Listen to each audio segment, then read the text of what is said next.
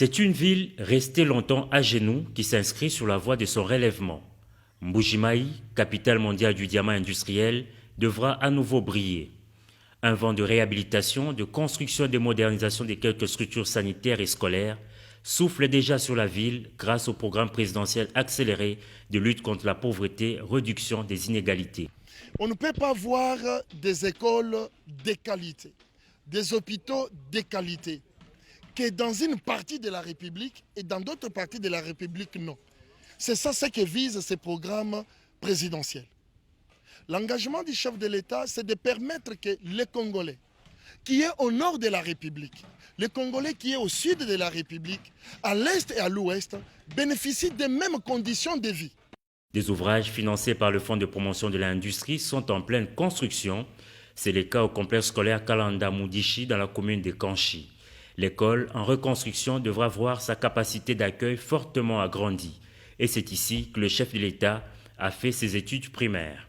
Nous sommes déjà à 42% d'exécution. Présentement, vous voyez, nous sommes en train de couler les colonnes.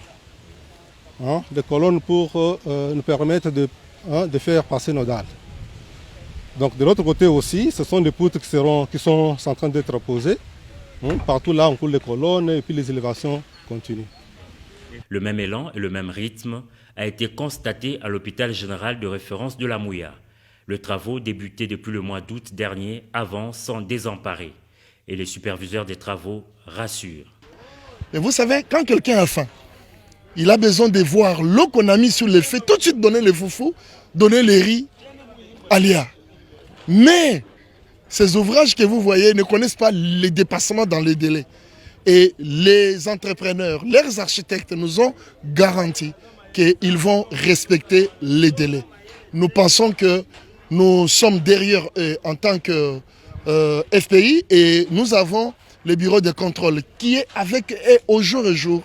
Le FPI appuie aussi la construction dans le village de Chipuka de la centrale voltaïque solaire devant assurer la fourniture de l'énergie électrique à de nombreux ménages. Ces quelques ouvrages et bien d'autres réalités de la ville seront dès ce vendredi palpés du doigt par le chef de l'État très attendu en Mbuji-Mayi, première étape de sa tournée dans l'espace Kasaï.